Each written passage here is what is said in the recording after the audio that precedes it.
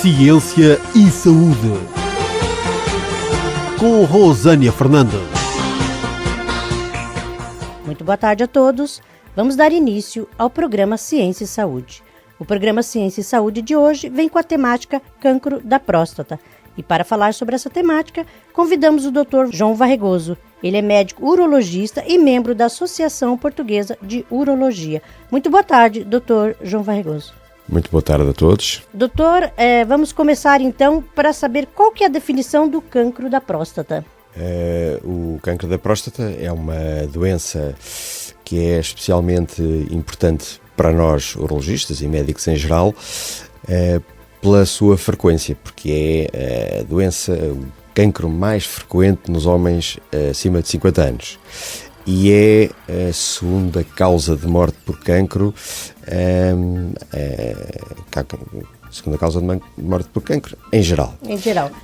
E, sobretudo, é uma doença que é acessível a ser identificada precocemente e tratada eficazmente e curada, de onde a Associação Portuguesa de Urologia está a fazer um esforço para divulgar ao público a doença e a necessidade das pessoas se vigiarem pelas vantagens que pode ter em termos de salvar vidas. E essa vigilância viria através então do quê? Qual que é o conselho que o doutor dá para a vigilância?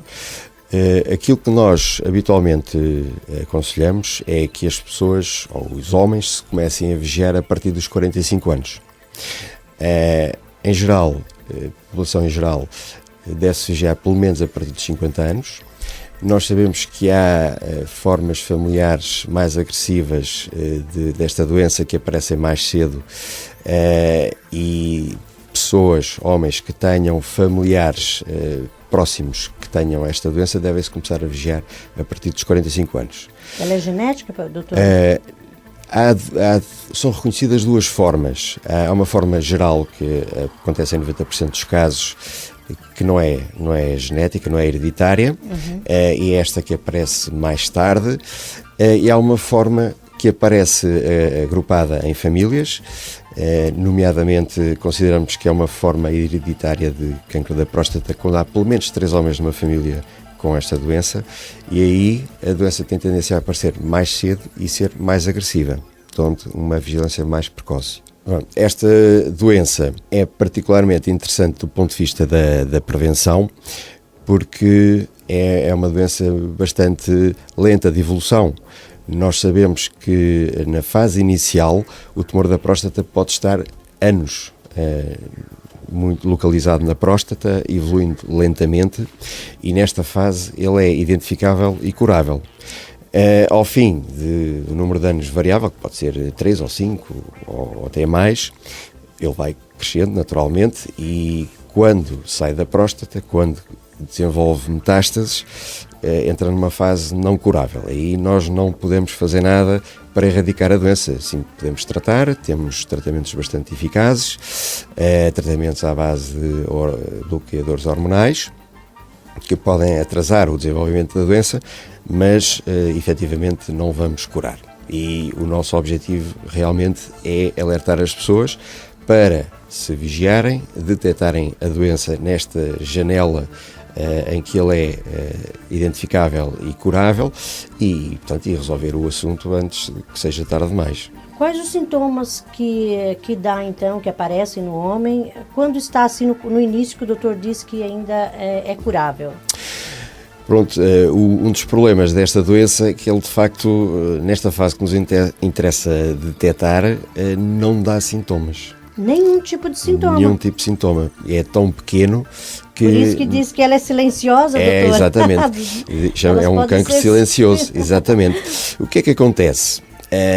Normalmente, a próstata é uma glândula muito pequena, que está na base da bexiga, e a função dela é produzir líquido seminal, esperma, basicamente. E é sede de vários tipos de doenças, nomeadamente da hipertrofia da próstata e de prostatites, inflamações da próstata. a hipertrofia da próstata é uma doença extremamente prevalente.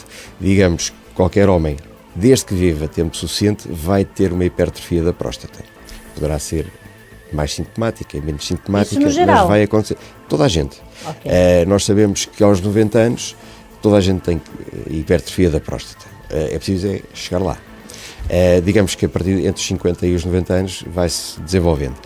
E esta doença, sim, dá sintomas habitualmente.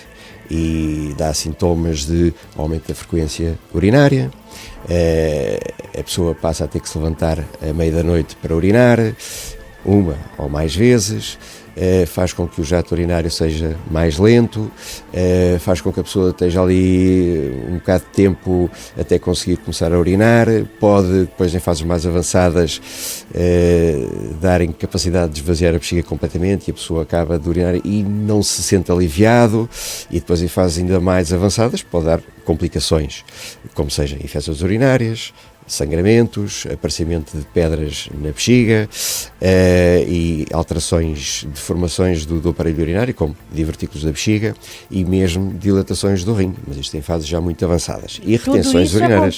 Tudo isto pela hipertrofia da próstata.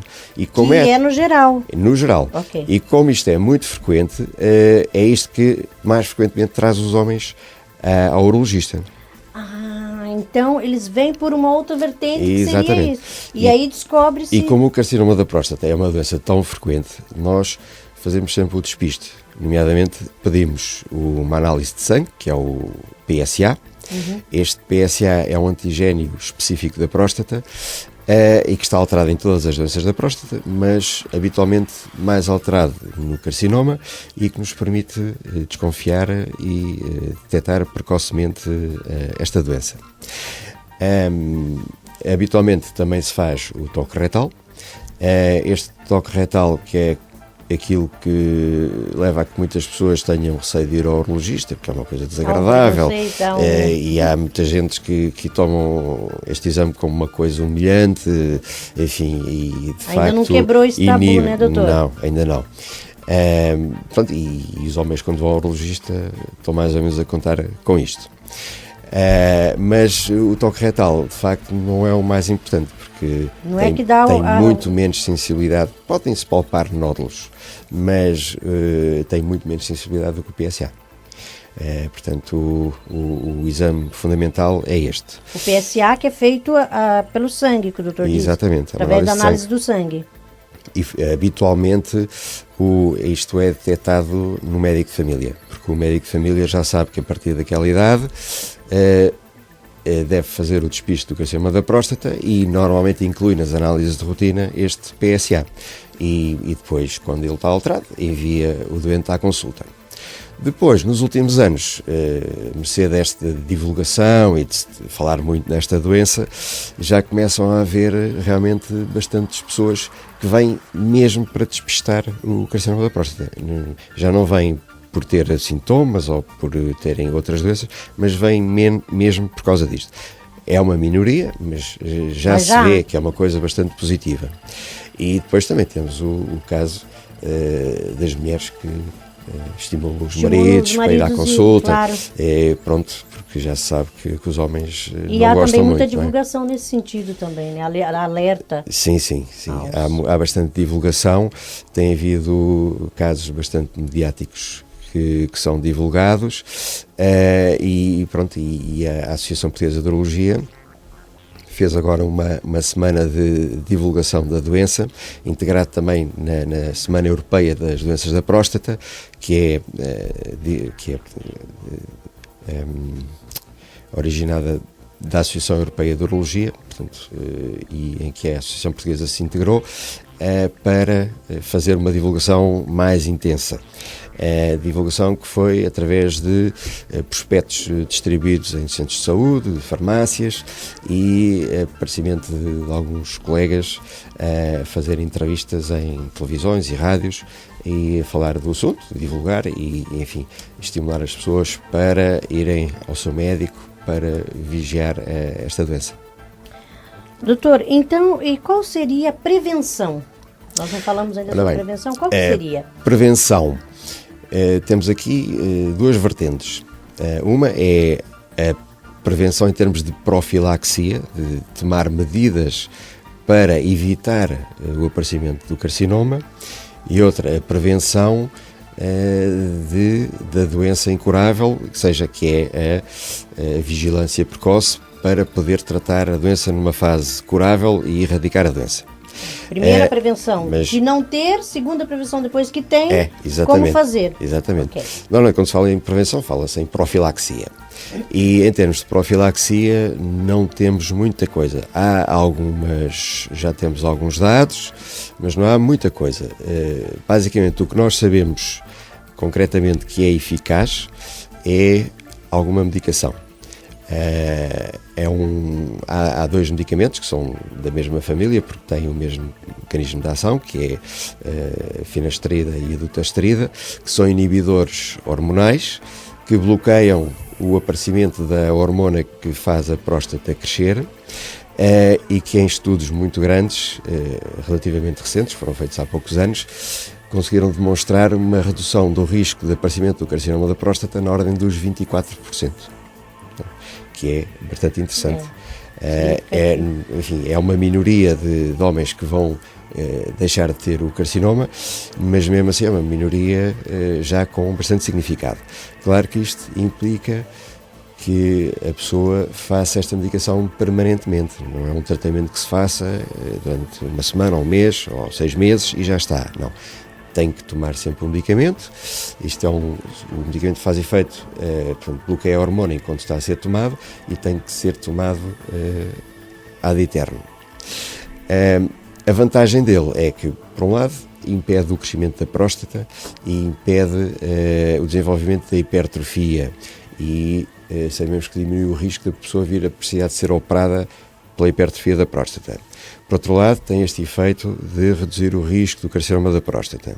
No entanto, aqui os resultados são um pouco dúbios, porque os estudos mostrando uma redução do risco de carcinoma da próstata mostraram que havia um ligeiro aumento das formas mais agressivas do carcinoma da próstata. Ou seja, nas pessoas que fazem esta medicação têm menos cancros, mas há um pequeno número que aparece com um maior risco.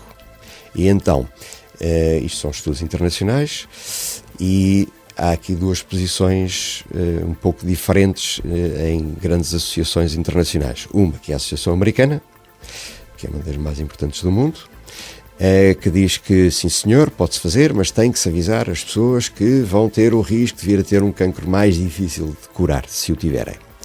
A Associação Europeia é um pouco menos alarmista e diz que se pode dar, que não tem grande problema, porque o número de pessoas que aparecem com estas formas mais agressivas é tão pequena que a coisa não é assim muito significativa. Mas pronto, as pessoas devem saber que existe realmente uma profilaxia eficaz, que existe algum risco de ter uma doença um pouco mais agressiva, mas que vai reduzir o risco. Depois, há indicações em termos de estilo de vida, de hábitos de vida, que podem ser vantajosos na profilaxia em evitar ter esta e outras doenças. Chegamos ao final do programa. Continuaremos a nossa entrevista com o Dr. João Varregoso às 18h45, a falar-nos mais sobre a doença da próstata. Esperamos por si. Até lá. O programa Ciência e Saúde tem o apoio Amigos do Ciência e Saúde, Clínica Cognitiva.eu e AC Academia Internacional da Consciência,